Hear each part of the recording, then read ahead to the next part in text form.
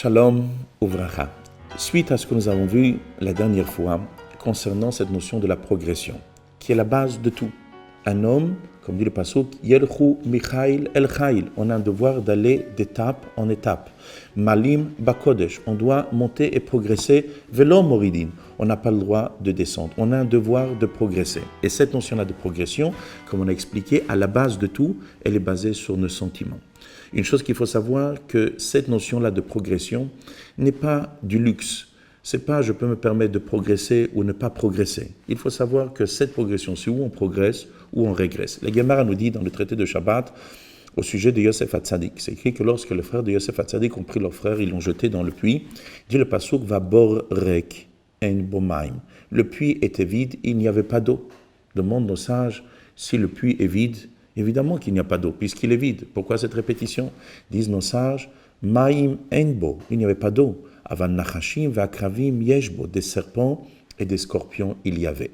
Le sens simple, c'est que la Torah nous dit que ce puits-là dans lequel Yosef Hatzadik a été mis n'était pas simplement un endroit vide, mais il était un endroit avec des choses négatives.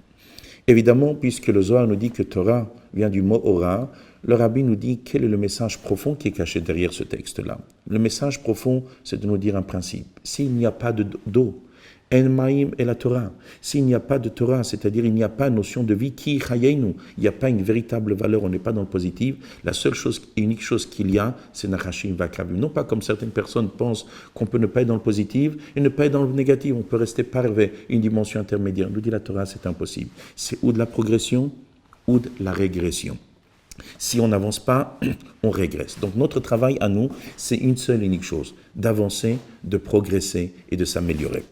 Comment une personne peut savoir lorsqu'il progresse, lorsqu'il avance, est-ce qu'il est dans la bonne direction?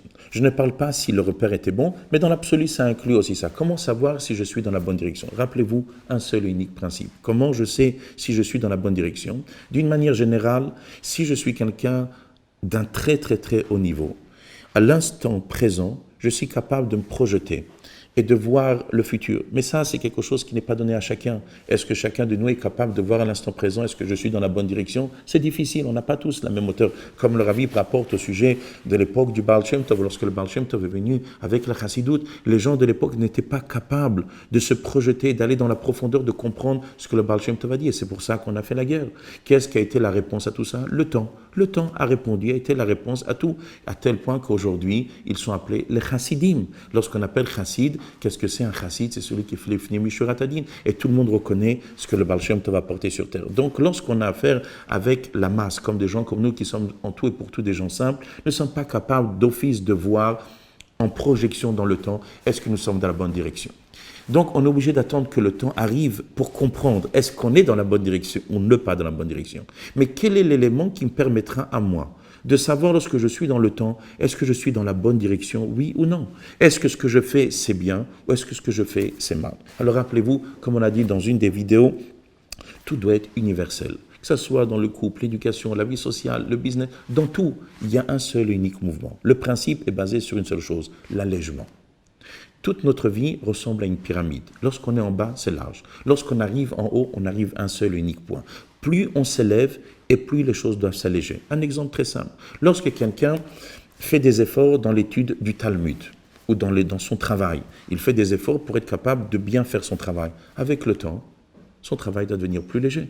C'est-à-dire dans la même chose, je ne parle pas si demain il rajoute une branche, encore un élément, il ouvre encore quelque chose d'autre qui est quelque chose de différent. Mais je parle dans le même mouvement. Un artisan, à force de forger, on devient forgeron. Ce qui hier me prenait 10 minutes à faire, avec le temps, je dois passer à 9 minutes, à 8 minutes, à 7 minutes. Et même si concrètement, dans le temps, j'ai toujours besoin autant de temps, mais l'effort doit être différent. Pourquoi? Car si je fais bien la chose, je suis obligé de m'alléger. Donc la chose la plus importante qu'une personne doit savoir, est-ce qu'il est dans la bonne direction? S'il fait bien son travail, c'est de voir que les choses s'allègent. Si une personne avance, travaille, et il est toujours au même effort, c'est qu'il y a un problème, c'est qu'il n'a pas construit. Chacun de nous doit toujours regarder. Est-ce que lorsqu'il avance, ça devient plus léger? Un couple qui vient de se marier, si lorsque le mari doit expliquer quelque chose à sa femme, dans des choses que tous les jours ils le vivent, et au premier jour du mariage, et au bout de 15 ans, il doit autant de mots, autant d'explications, autant de difficultés, c'est que le couple n'a pas progressé. Si un professeur, lorsqu'il explique un sujet à l'élève, lorsqu'on parle d'un sujet qu'on a déjà vu, et chaque fois je dois tout recommencer depuis le début, c'est que tu n'as pas magasiné, c'est que tu n'as pas appris le message. Donc la base de tout, c'est qu'on doit avoir un allègement. C'est pour cela à tel point que le Rambam explique ce qui est écrit à Kol Firov Amaase. Dit le Rambam dans ses Mishnayot, c'est quoi à Kol Firov Amaase? Lorsqu'un homme doit donner la tzedaka, même s'il a la possibilité de mettre un billet de 10 euros, c'est mieux qu'il donne 10 pièces de 1 euro. Et encore mieux, 100 pièces de 10 centimes d'euros. Pourquoi? Parce qu'à force de faire, son corps va se raffiner. Évidemment, lorsqu'on voit un pauvre dans la rue, ne le faites pas souffrir en disant « Attends, je vais à la banque prendre mon billet de 10 euros et te donner 100 pièces de 10 centimes. » Évidemment, ce n'est pas de ça qu'on parle. Mais lorsqu'on doit mettre dans une pièce de tzedaka ou lorsque quelqu'un doit faire quelque chose, à force de faire, son corps se raffine. Donc notre but à nous est d'être capable de se raffiner.